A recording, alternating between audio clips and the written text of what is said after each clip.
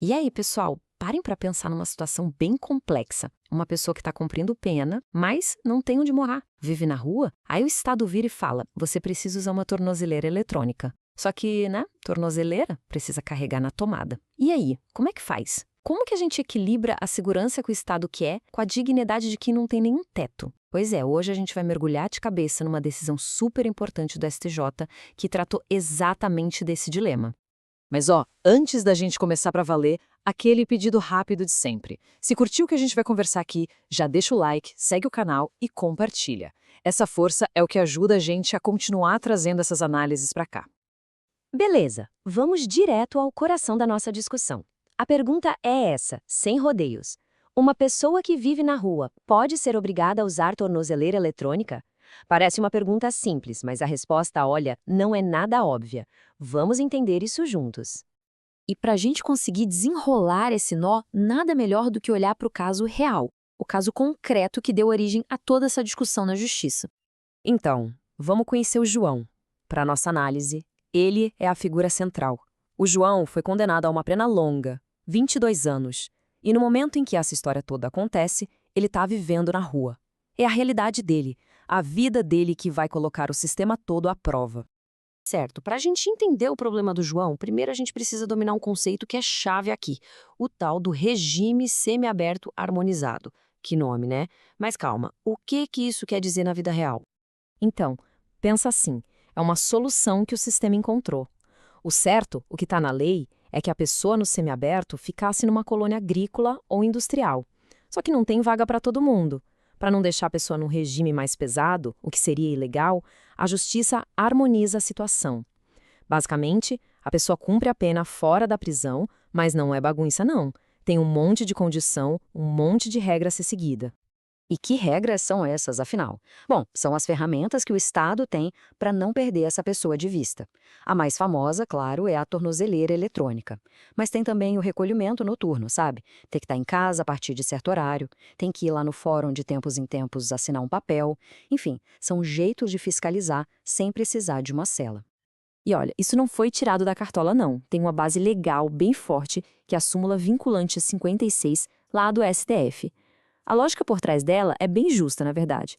O Estado não pode te prejudicar, te colocar no regime mais fechado só porque ele mesmo não fez o dever de casa e não construiu vagas suficientes.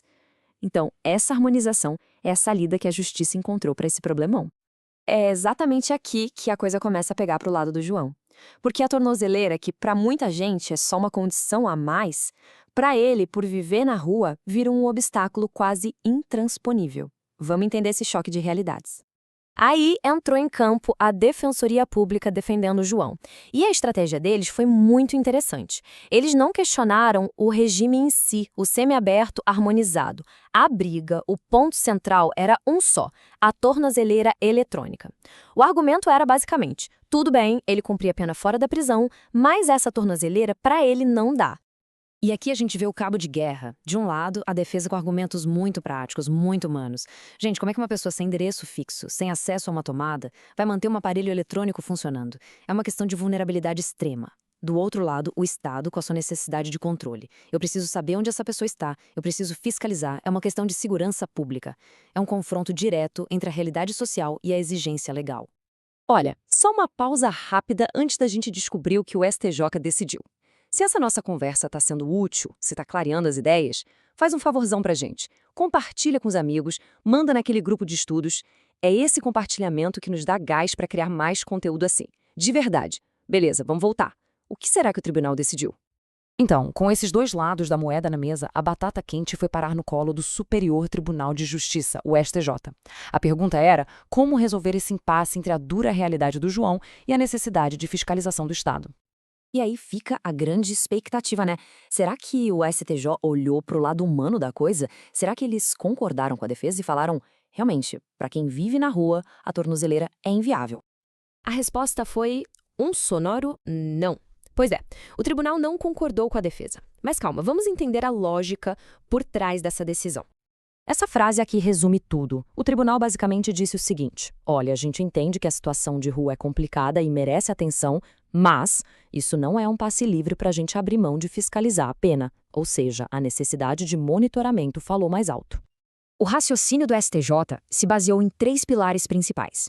Primeiro, eles olharam o histórico do João e viram que não era bom. Ele já tinha cometido crimes graves antes, mesmo estando no semiaberto.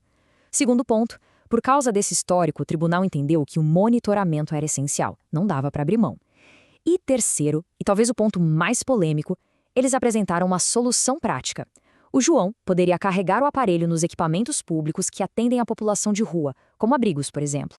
Certo, decisão tomada. Mas e aí, o que isso muda no dia a dia? Qual é a regra que fica valendo a partir de agora para outras pessoas que estão na mesma situação do João? Vamos juntar as peças e concluir. A regra que fica é essa, bem clara. Estar em situação de rua não é, por si só, um motivo para dispensar o uso da tornozeleira eletrônica no regime semiaberto. A Justiça deixou essa porta aberta. A grande reflexão que essa decisão provoca é, ao apontar para um abrigo como solução para carregar o aparelho, o Estado está de fato resolvendo o problema ou está, na verdade, transferindo uma responsabilidade que é dele para quem já está numa situação de extrema vulnerabilidade?